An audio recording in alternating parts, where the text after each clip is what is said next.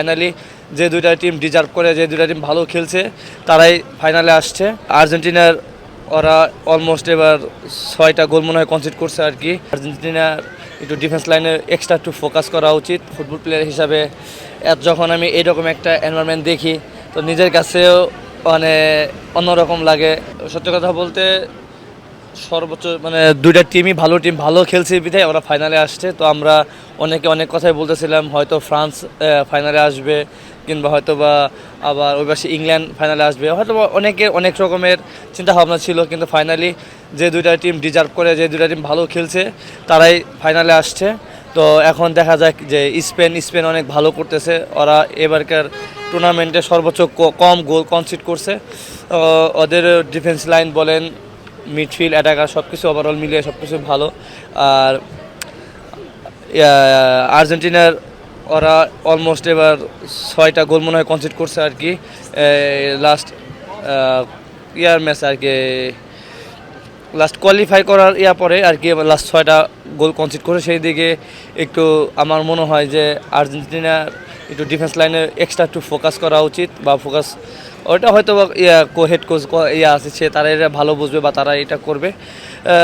আমার কাছে মনে হচ্ছে এবার ফাইনাল ম্যাচটা অনেক হাড্ডাহাড্ডি হবে, এনজয় পূর্বক একটা ম্যাচ হতে যাচ্ছে।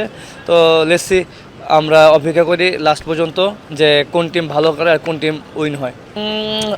এখানে আসলে বিশ্বকাপের উন্মাদনা আমি নিউ ইয়র্কে তেমন বেশি দেখতেছি না, কারণ আমি ঘর থেকে বেশি বেরোই না বা এদিকে অতটা বেশি বাইরে যাচ্ছি না, যে কারণে আমি আসলে দেখতে পাচ্ছি না। কিন্তু জাস্ট আমি মোবাইলে বা দেখতেছি যে এইদিকে ওভারঅল খুবই মানে উত্তেজনামূলক একটা টুর্নামেন্ট হচ্ছে, সবাই এটা অনেক এনজয় করতেছে। তো আমার কাছে খুব ভালো লাগতেছে এখানে এসে, বা এখানকার এনভায়রনমেন্টে দেখে আমিও এনজয় করতেছি।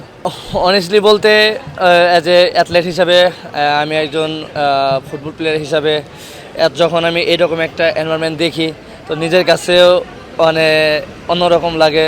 তখন চিন্তা করি যদি এই জায়গায় যদি আমরা থাকতাম, হয়তো বা আমরাও বা আমাদের দেশের মানুষ আমাদের নিয়ে এরকম করতো, বা এতটা ওরা আমাদের নিয়ে প্রাউড করতো, বা অনেক অনেক এনজয় করতো। তো আমি ওই বিষয়টা অনেক মিস করি, যে যদি কোনো একদিন যদি ওয়ার্ল্ড কাপ খেলতে পারি বা আমাদের দেশ কখনো যদি খেলে, হয়তো বা আমরা এর থেকে আরও বেশি এনজয় করবো বা এটাকে অনেক সেলিব্রেট করবো আর কি। এটা নিয়ে তো মানে কোনো প্রশ্নই আসে না মেসির পারফরমেন্স নিয়ে। প্লাস মেসি এই সময়ে এসে এই বয়সেও যে এতটা অসাধারণ ফুটবল খেলে যাচ্ছে, বা বহির্বিশ্বকে এত ভালো একটা ফুটবল উপহার দিচ্ছে, তো এটা আসলে আনবিলিভেবল। ওদেরকে দেখলে বোঝা যায় যে বয়স একটা সংখ্যা মাত্র। মানুষ যদি চায় অনেক কিছু ভালো কিছু করতে পারে বা নিজেকে ছাড়িয়ে যেতে পারে।